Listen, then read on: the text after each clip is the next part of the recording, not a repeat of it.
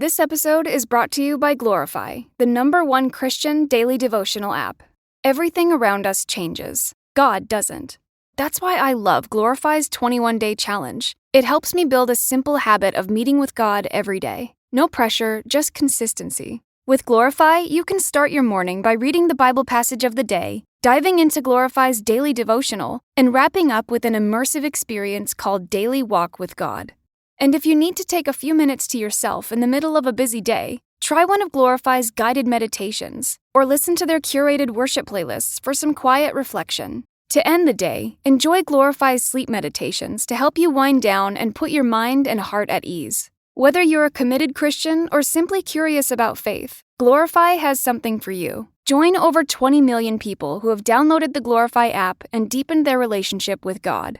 Listeners to the show can get full access to Glorify for just $29.99 for the entire year. That's Glorify's lowest price ever when you download the Glorify app now at glorify-app.com/redcircle.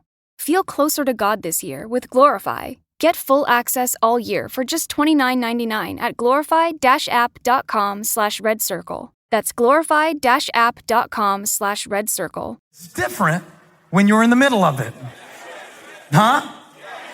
It's different when you're raising your kids, believing that they're receiving the values that you're trying to impart to them. Because when you are teaching your kids responsibility, they do not thank you and recognize you for being a voice of wisdom and an encouraging force of good in their lives. It's different when you're in the middle of it. And see, the reason that we can sometimes look at the biblical miracles and experience them and celebrate them is because we know how they end, but it's different when you're in the middle of it. It's different when you're in the middle of it, when you're having to stand in the middle of something and say, no, God, I know that you're faithful and I know that you're good, but I don't feel that you're faithful and I don't feel that you're good right now. That's called a sacrifice of praise. That's where you have to dig somewhere deeper than your feelings or your knowledge or your certainty or your circumstance or your bank account. God, show me how to manage the middle. I have a hard time with that. I don't have a hard time being excited about the beginning, and I don't have a hard time celebrating the end, but this middle. Teach me how to manage the middle. One of my best friends pastors a big church, and they had 3 years where they didn't grow. In fact, they went backward. I said, what was the problem in those 3 years when you didn't grow? He said, middle management.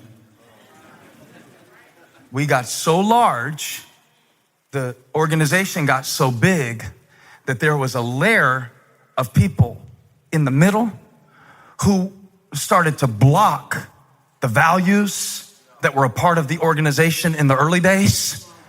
And it was middle management. It wasn't the people that were executing the job. It wasn't the vision had changed. It was what happened in the middle that almost cost us the momentum of what God was doing. I wonder, is that how it happens in our lives? I wonder if sometimes the reason that joy stops flowing, the reason that faith stops growing, the reason that sometimes we lose our sense of perspective about who God is not the end. It's not the beginning. It's middle management. We don't know how to manage the middle. We don't know how to deal with Monday. So we shout good on Sunday, but I need a sermon. I need an MMA sermon. I need some Monday morning application. I need something to help me manage this middle, because I'm not fighting the devil on Sunday morning. I'm fighting him on Tuesday at 3:37. So the key to this, Joshua says, take 12 stones. 12 stones. January, February, March, April, May, June, July, August, September, October, November, December. 12 months, 12 stones, 12 tribes, 12 disciples. 12. Everybody say 12. 12. Take 12, pile them up. And in the future, when your children ask you, what's up with these stones? Or like my kids ask me, what's up with these cassette tapes? I still got some. When your children ask you, tell them what the Lord did. Tell them. Tell them. Take them show them the stones and tell them. We didn't know if we were going to make it through. But God did something only he could do. And we made it. Somebody shout, I made it. Tell the person next to you, you have no idea what I've been through. Look at them right in the eye and say, and God brought me over. And look at them one more time and say, how about you? Ask them, have you been through anything? Imagine this. Imagine this. They come through the Jordan. Let's play the story out for a moment. They come through the Jordan. God brings them through. They set up the stones. God does a great miracle. They go on to fight battles. But Summer routines live or die by how easy they are. And honestly, if something takes too much effort, I'm out. That's why Grüns is my go-to. It's one daily pack of gummies covering my greens, vitamins, and minerals. Plus, it has 6 grams of prebiotic fiber, which is more than 2 cups of broccoli. No mixing powders, no giant pills, no hassle. I just rip open the pack and I'm done. They taste so good and make it easy to stay on top of my health, even when life gets busy. Save up to 52% off with code PODCAST at Grüns.co. That's code PODCAST at GURNS.co. This episode is brought to you by Glorify, the #1 Christian daily devotional app. Everything around us changes. God doesn't. That's why I love Glorify's 21-day challenge. It helps me build a simple habit of meeting with God every day. No pressure, just consistency. With Glorify, you can start your morning by reading the Bible passage of the day, diving into Glorify's daily devotional, and wrapping up with an immersive experience called Daily Walk with God. And if you need to take a few minutes to yourself in the middle of a busy day, try one of Glorify's guided meditations, or listen to their curated worship playlists for some quiet reflection. To end the day, enjoy Glorify's sleep meditations to help you wind down and put your mind and heart at ease. Whether you're a committed Christian or simply curious about faith, Glorify has something for you. Join over 20 million people who have downloaded the Glorify app and deepened their relationship with God. Listeners to the show can get full access to Glorify for just $29.99 for the entire year. That's Glorify's lowest price ever when you download the Glorify app now at glorify-app.com/redcircle. Feel closer to God this year with Glorify. Get full access all year for just $29.99 at glorify-app.com/redcircle. That's glorify-app.com/redcircle. set up the stones to remember what God did in that moment. It's very beautiful. And then they go forward into the land and they fight many battles and God gives them many victories. But every once in a while, maybe they come back with their kids and they show them the stones. Because they left the stones in Gilgal and then they moved on to conquer Canaan. And you know how it is when somebody is reflecting on something and they get nostalgic. And maybe the parents start telling the children, we didn't know if we were going to make it. Joshua was our new leader. And we'd never been this way before. And he told us that if the priest would stand in the middle, the waters would stand at attention until the people passed through. So we hurried through as fast as we could. We ran through. The Bible says in Joshua chapter 4, verse 21, they hurried through. They didn't have a whole lot of faith, just enough to get through it. They weren't dancing through the middle. They were running through the middle. Let me tell you something. When you got the devil chasing you, sometimes all you can do is get through it. You don't look flashy. You're not shooting. You're not flossing. You're not doing nothing but running for your life. So they got through it. But they said, God got us through it. It was amazing. Amazing, because we didn't know it was amazing, and the ark was there and it represented the presence of God. Oh, I wish you could have been there, son. It was just so amazing, and we didn't know if we were going to be able to do it, but we did. God did it. God, it wasn't us. God did it. Okay, and they say that, and then so maybe a few years go by. Maybe they go back to the place again, and they look at the stones, but maybe the stones they're still there. They haven't gone anywhere, but the story starts to get lost a little bit. And maybe a few years later, they're telling their children, they're like, oh yeah, it's pretty cool. I mean, we got through it. I mean, God did it, but we were the ones who had to walk because, like God didn't carry us through. But we got through it. And then a few more years passed, and maybe they're telling their kids again, making another trip, and they're telling them, yeah, those stones, they're cool. Joshua made us get them out the middle of the Jordan. It was weird. We were ready to move on, but Joshua. Let me tell you how I know that the story stopped being told. Because when you get to the end of Joshua's life, you read in Judges chapter 2, verse 10. Just this verse I want to show you. And I want you to think about the space between when Joshua led the people through the Jordan and when the next generation arose. It says that after that whole generation, Joshua's generation, had been gathered to their ancestors, another generation grew up who knew neither the Lord nor what he had done for Israel. Joshua's generation set up the stones. The next generation didn't even know the story. What happened? Somewhere along the way between Joshua chapter 4 and Judges chapter 2, they stopped telling the story. Something changed about the story. Somewhere in that space, and God, if I'm just preaching this for one person, help me to do it now, because they have been telling themselves the wrong story.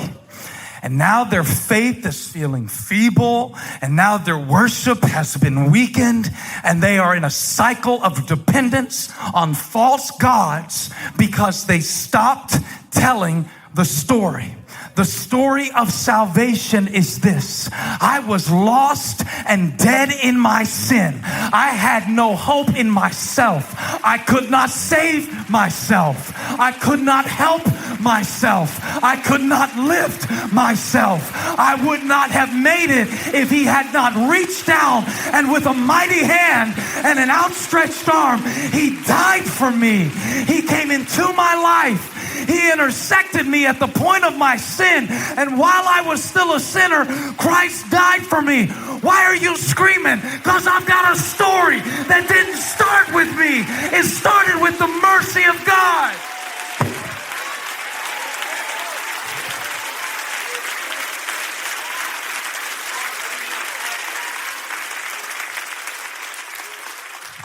And the enemy doesn't want you to tell this story. See, he wants you to lose your testimony. They kept the stones. The stones are still there to this day, but they stopped telling the story.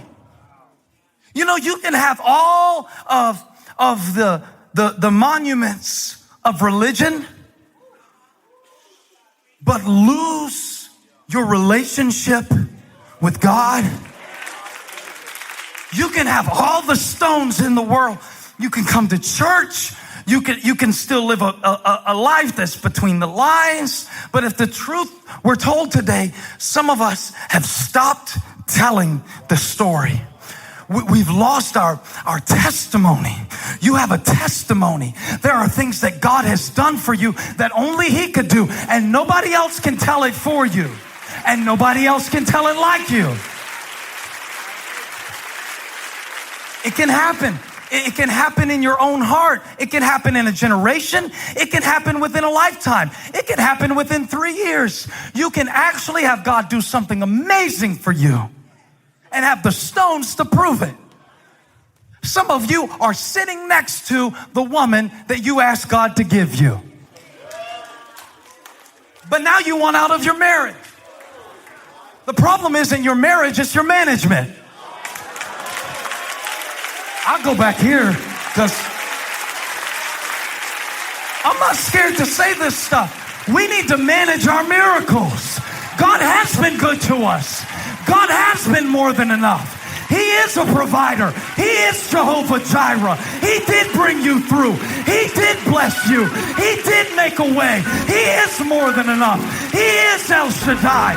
He is a great king. He is a good father. Touch somebody, say, manage your miracle. It's God's to give, but it's yours to manage.